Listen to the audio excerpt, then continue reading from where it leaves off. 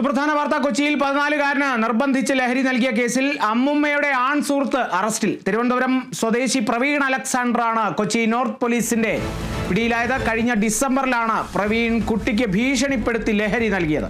ഇക്കാര്യം കുട്ടി സുഹൃത്തിനോട് പറഞ്ഞപ്പോഴാണ് വിവരം വീട്ടുകാർ അറിയുന്നത്. പിന്നാലെ കുടുംബം പരാതി നൽകിയെങ്കിലും പ്രതി ഒളിവിലായിരുന്നു. അഭിഭാഷകനെ കാണാനെത്തിയപ്പോഴാണ് പ്രവീണിനെ പോലീസ് പിടികൂടിയത്. പ്രധാന വാർത്തയാണ്. കൊച്ചിയിൽ 14-കാരന് നിർബന്ധിച്ച് ലഹരി നൽകിയ കേസിലാണ് ഇപ്പോൾ ഒരു അറസ്റ്റ് ഉണ്ടായിരിക്കുന്നത്.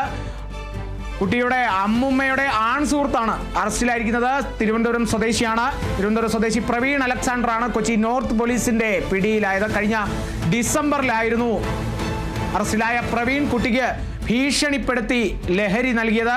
ഇക്കാര്യം കുട്ടി സുഹൃത്തിനോട് പറഞ്ഞപ്പോഴാണ് ഈ വിവരം വീട്ടുകാർ അറിയുന്നത്. പിന്നാലെ കുടുംബം പരാതി നൽകുകയായിരുന്നു. എന്നാൽ പ്രതി ഒളിവിലായിരുന്നത് കൊണ്ട് അറസ്റ്റ് ചെയ്യാൻ സാധിച്ചില്ല. ഈ പ്രതി അഭിഭാഷകനെ കാണാൻ എത്തിയപ്പോഴാണ് പോലീസ് പിടികൂടിയത്.